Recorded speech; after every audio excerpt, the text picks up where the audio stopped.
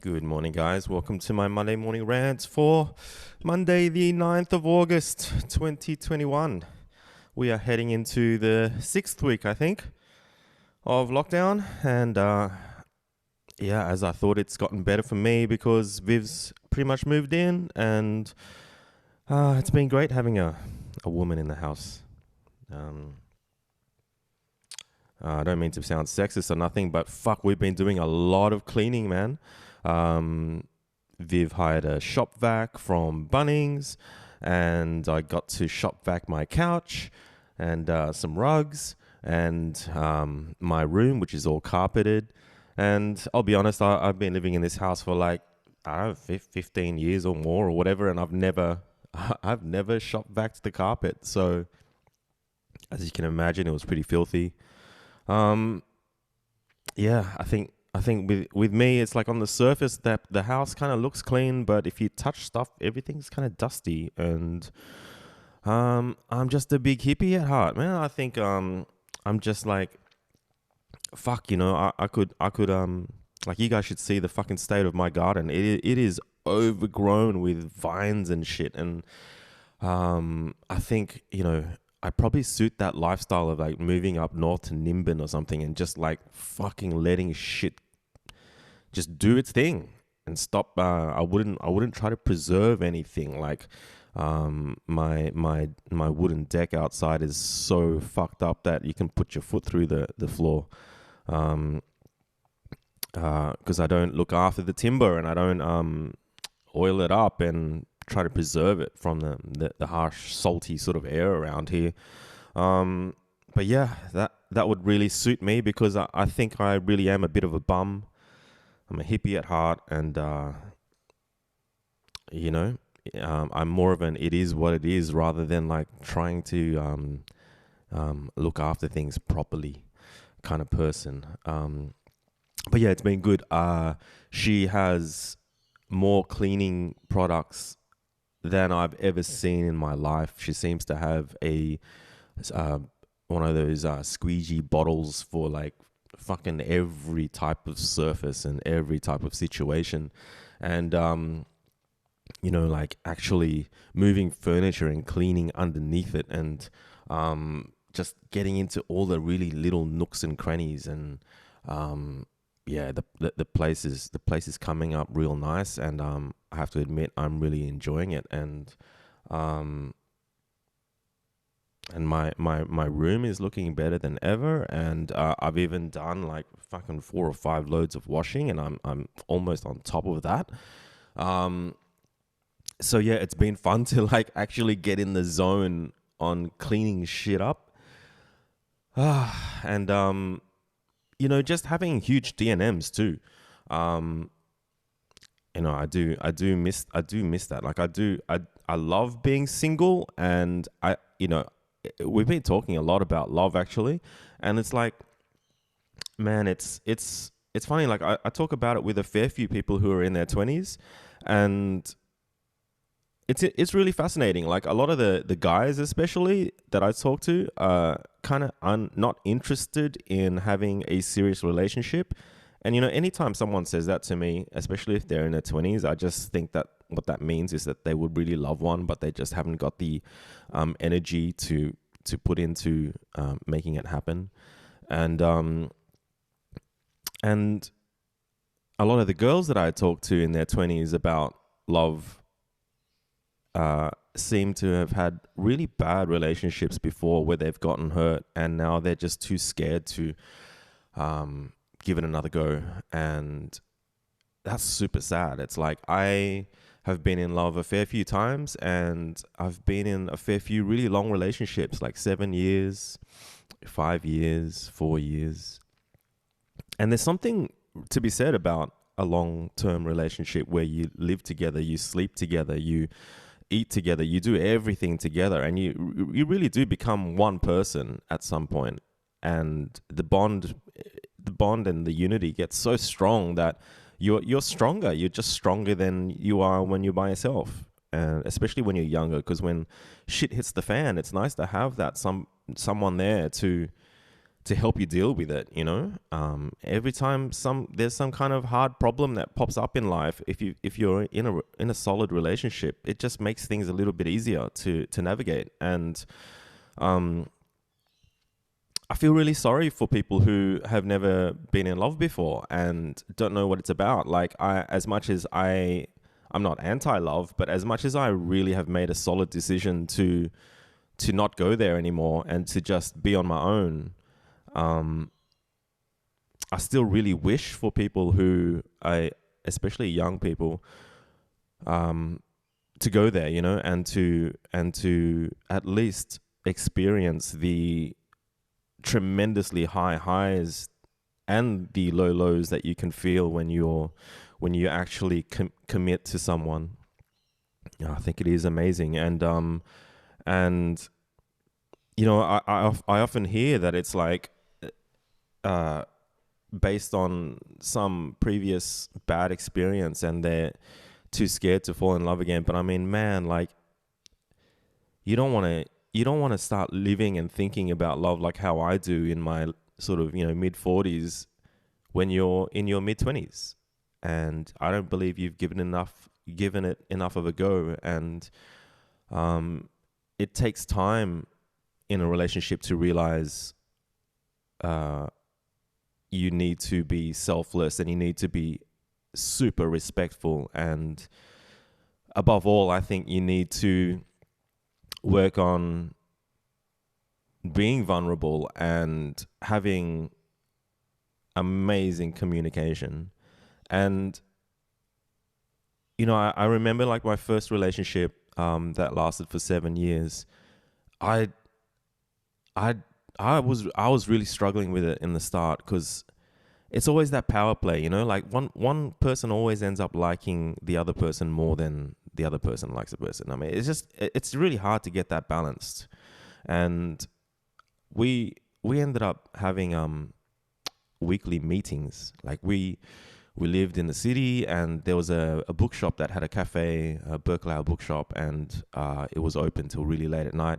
So we made it a day a week where we would literally go to this cafe and have a meeting about our relationship. We'd sit there and go, okay, so how are you going in this relationship? Like, how are you going? And how have I been? How's my performance been last week? And what more would you like me to try and do and for us? And I think it's how you would run a good business too, right? You would probably like start your Mondays off with a proper business meeting to talk about how the last week was and what's everyone intending to do this week.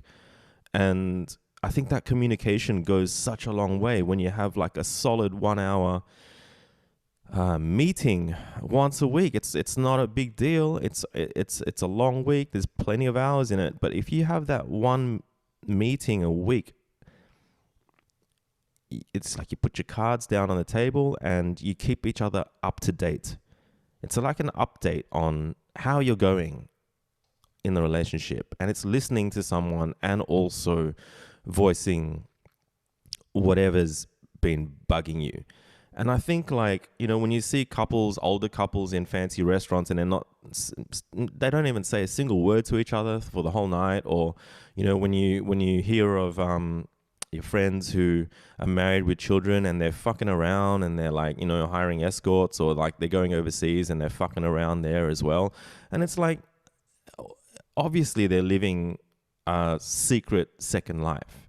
And they don't want to tell their partners anything about all this shit that they're doing on the side. And I don't know how you fucking live with that. It's like, if you choose to be with someone for your whole life and you choose to not communicate openly and freely with them, and you have to hold secrets close to your chest because you're scared if you talk about that shit that you'd break up, man, that's not a good relationship. And I think it's sad. It's really sad that they're living this false sense of being stronger with another person, and that bond actually with that person is super weak because it's not built on trust, and it's definitely not built on respect. So So yeah, I mean, I love talking about this shit, but it's like I've kind of like um you know I have emotions too, so it's like I've been going through the ringer. Like just over the last couple of weeks, I've really encouraged someone to try to be more vulnerable and fall in love with someone that they're seeing, and everything was going fucking amazing, and they were getting to a point where they were so giddy that they couldn't even understand what the feeling was that they were feeling, and it was like obsessive compulsive, totally happy, ridiculously happy, glowing. And then this particular person, all of a sudden, they hit their first bump in their relationship, and then next thing you know, she hit rock bottom, and she started bawling her eyes out, and yeah, I mean, I don't feel responsible, but man, I'm like, well, fuck, don't you feel alive? Like that was like an extreme highs from one week, and then literally the next week, you fuck something up, and then you're feeling like low lows, like it fucking hurts, and one day feels like 1 week where you just fucked up, and yeah, like it's only it's like for her it's only the beginning. I'm like, you gotta breathe, when this shit happens, you gotta breathe, like you don't even know the person yet. But to me it's a good sign, and it's not like a seeing someone off Tinder and just having some sort of sexual, fling. It's not the same thing. When you actually start to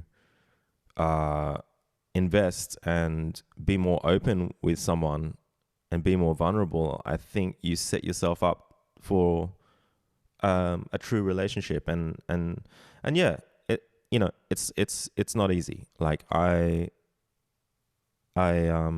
I'm a lazy motherfucker. So especially in relationships, and I've had so many good friends come and go, and I don't think a relationship's any different, like I think relationships are strongly built on friendships.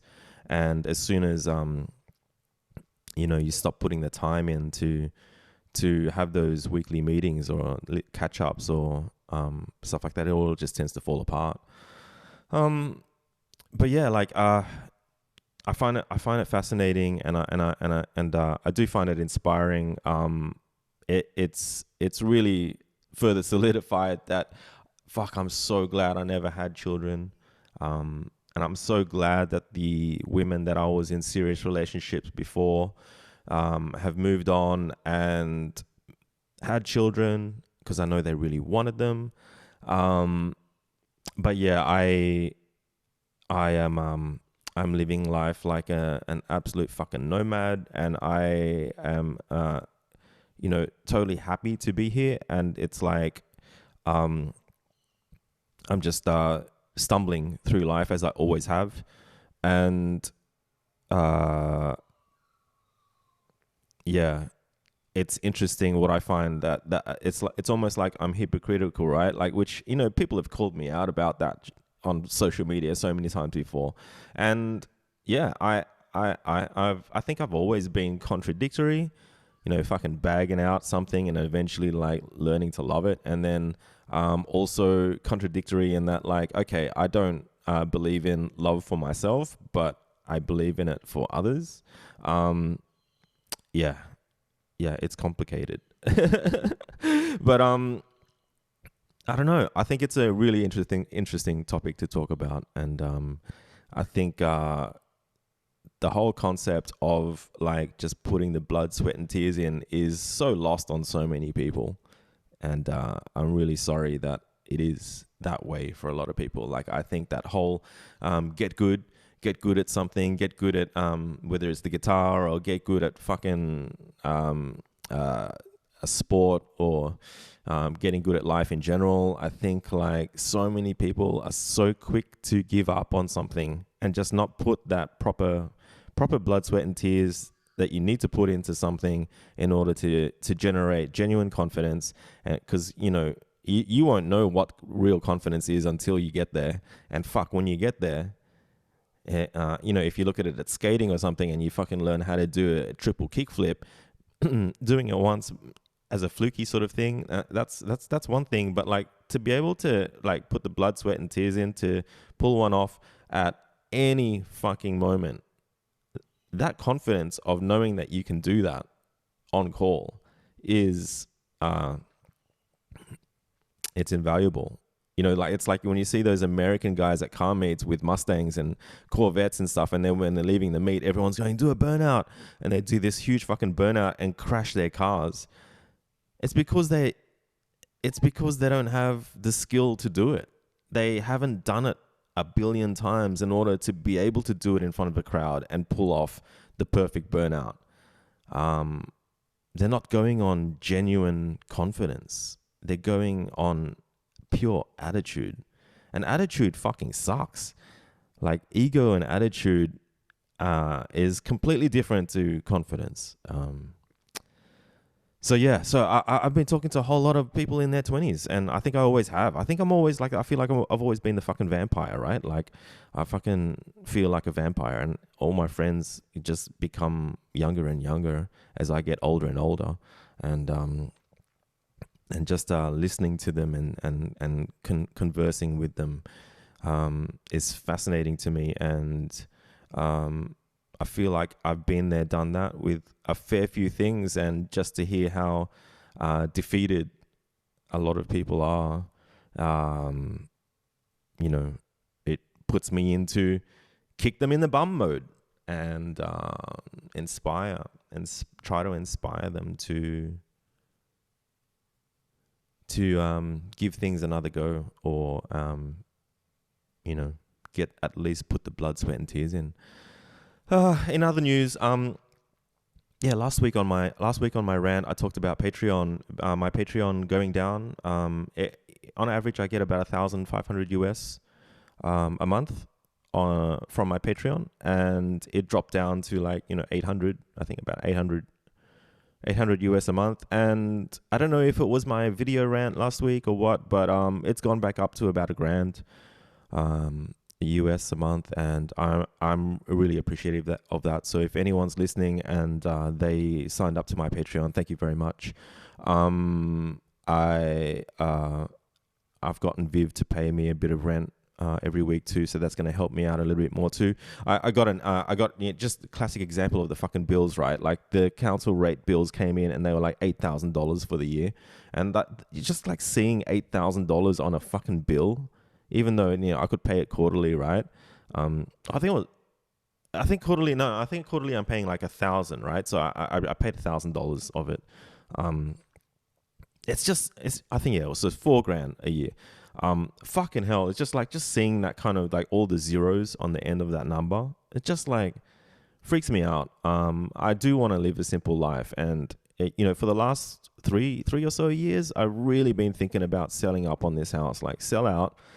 It's worth fucking millions now, and just move somewhere really far away, and buy something cheap and like live off the profits. And I just don't know if I'm 100% ready for that yet. Like I'm pretty detached as it is from society, but like I really don't know if I'm ready to go somewhere more remote. But at the same time, with all the COVID and all that fucking shit, the last place I want to be is like in the city. I know that's not right. So, maybe the fucking zombie apocalypse is coming, and like maybe it is time to pack up and just like fucking go somewhere remote, and maybe even get a fucking farm with acres of land and like a creek on it and fucking cows and chickens and shit. Like, it's been on my mind. It's been on my mind for the last 3 or so years. Like, sell up for like fucking $2.5 million or whatever, and just fucking live off it, and just like not having all the stresses of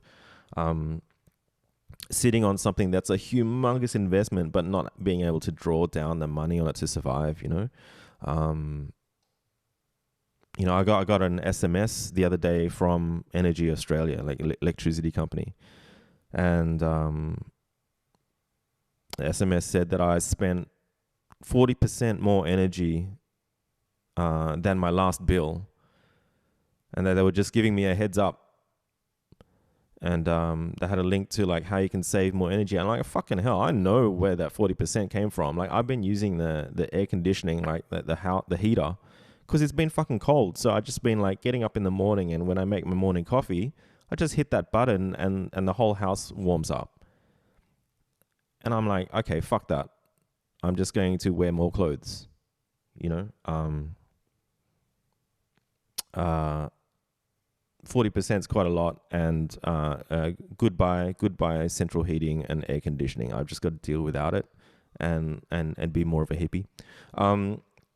Anyway, guys, I'm fucking just ranting, and that's what this is, right? Like, this whole Monday morning rant thing is meant to be this way for me to get shit off my chest. It's almost like that weekly meeting, right?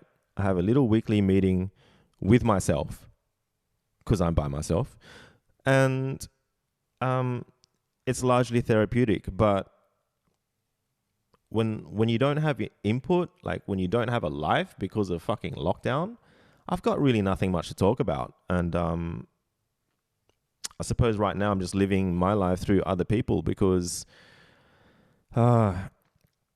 it's just the way it is. It's like catch ups with friends haven't been face to face, and they've just been like through Facebook messaging mostly, which is kind of shit.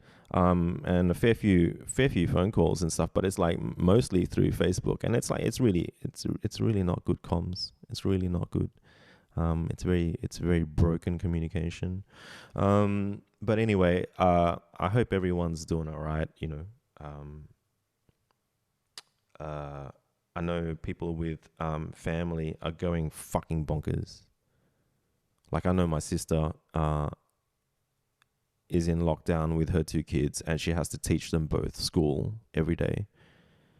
And just, there's no escapism, you know. It's just full time, and it's just driving her bonkers, and it must be just driving everyone bonkers. Yeah, so I don't know what's going on.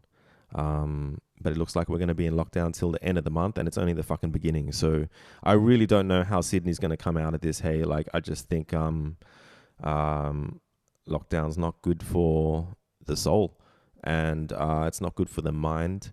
And fuck yeah, if you're living at home with your parents, or you're living with a flatmate you don't like, or if you're dealing with a whole bunch of kids, like, oh, that not having that ability to just escape and run out into the world and like fucking be a social butterfly, like, that must be super hard for some people. So yeah, I'm at a loss for words there, because it's not like I can say something to suggest something that will negate the lockdown. But yeah, it is what it is, and I hope everyone sits tight. And I used to always say, fucking everyone have a great week, but I'm not even going to fucking say it. So sit tight, everybody, and I shall catch you guys in the next one. See yas.